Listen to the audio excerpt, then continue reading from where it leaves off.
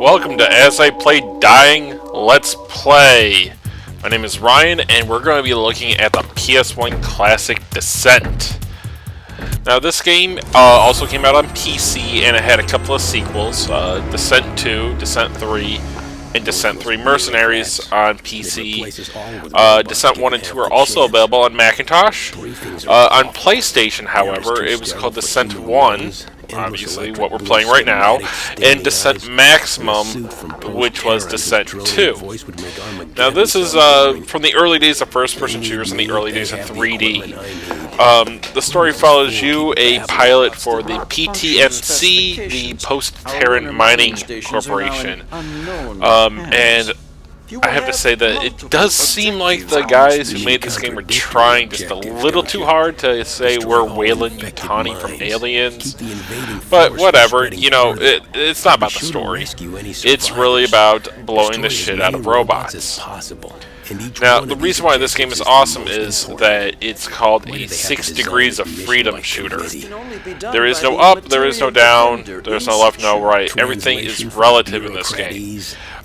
You can literally move forward, backwards, up, down, left, right, in at infinitum. I think that's how you say it. Anyways, you have complete freedom, and it sort of set itself apart because this was one of the first games to do that. I am playing this on the PS3 because it's nice and easy to record from that.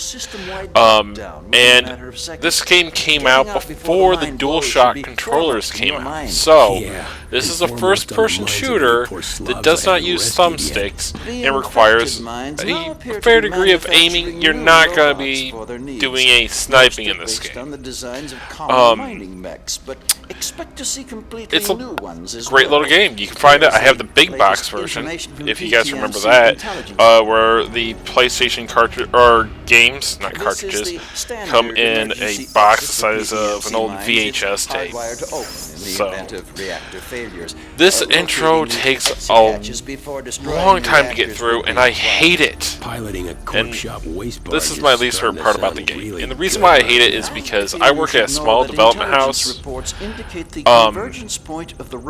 and I hate meetings. Weekly meetings are the most boring and most stressful thing that I experience on a weekly basis because I have to update my progress to my boss and then sit there and make sure that I'm meeting my quotas and just hear this boring drone on of everything.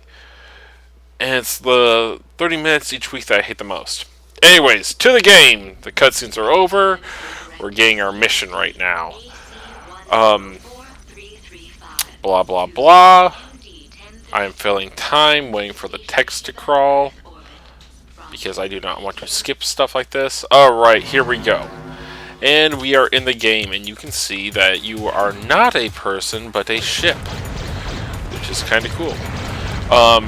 The game itself, the controls are pretty simple. You have the directional pad on your PS3 controller that controls your forward or your pitch.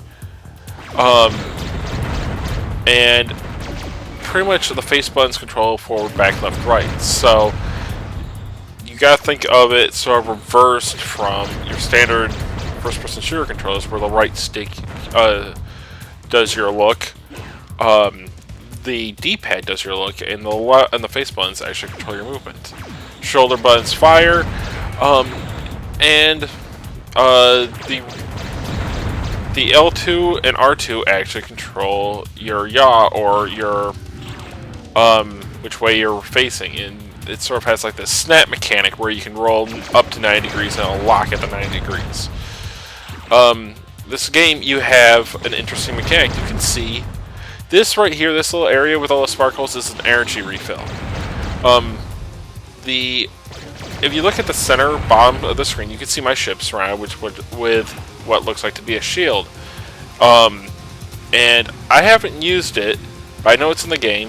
If you look above the shield counter, you'll see also another little counter that's orange with orange-red bars on either side. For your lasers, you can actually transfer energy from your lasers to your shields.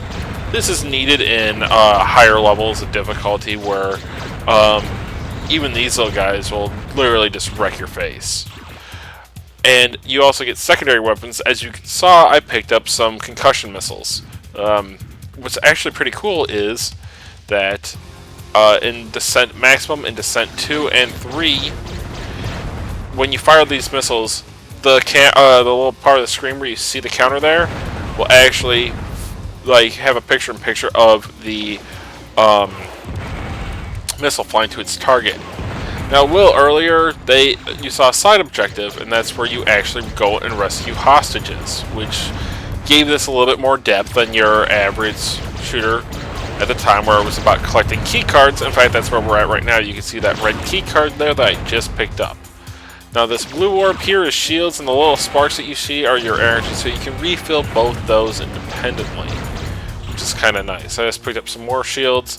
I have plenty of shields, plenty of ammo. I'm playing on medium difficulty right now because I want to show you this game. I don't want to struggle through it. Another thing that you just saw is I fired off a little flare. You saw how it sort of lit up the area. One of the things the developers wanted to do was give this sense of you are in a claustrophobic mine. And because of that, they didn't give you any headlights. It became a power-up in Descent 2 and Descent Maximum, but otherwise, it would give you this creepy vibe because the robots would screech at you. You wouldn't know where they're coming from because it's just stereo, and they would just come and wreck you.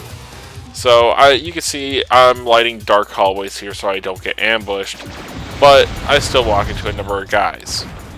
Like I said earlier, you know how you have the energy to run, your lasers that could also refill your ship, but you can see now that in the lower left hand I'm using the Vulcan cannon. The advantage of this is it does not use my energy. The downside is that it has a finite amount of ammo. Oh, hey look, I just found a secret area. Blast these guys to shit. And oh, yep, there's Vulcan ammo right there. Alright, pick up some energy so I don't run out. I doubt I will anyways.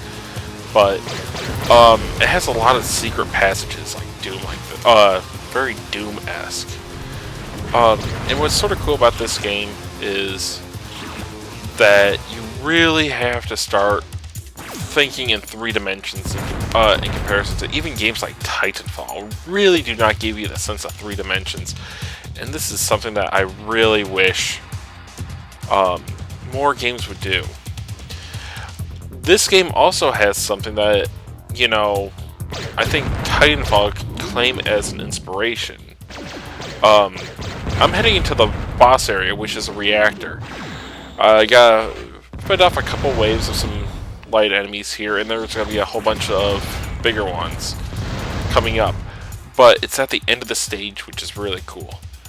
Alright, you can see here, I'm gonna actually have to twist around a little bit because the levels, like I said, are designed brilliantly, because what seemed like a floor in one area is now going to be the wall or the ceiling in another. That big red thing in the middle, that's the reactor that I gotta blow up. But first, I gotta take care of these guys. And if you see right here, see that exit. Now, at the end of each level, you gotta find the exit, and a lot of times, it's not gonna be in the same room as the reactor, and you have 90 seconds to get out. If you don't get out, all the power-ups that you collected, like you can get more powerful lasers, more homing missiles and stuff like that, all that's gone. If you make it out, you get a sweet-ass cutscene like this that's ripped straight out of Star Wars. And just about everything else that has a spaceship. And this is pretty awesome. Boom! And I escape, and I'm flying over the moon right now. Alright, in part 2, we're going to be exploring level 2. Thank you for watching as I play Dying, Let's Play Descent. My name is Ryan. Please subscribe if you like what you saw, and follow us on Facebook, Twitch, and Tumblr. Have a good day.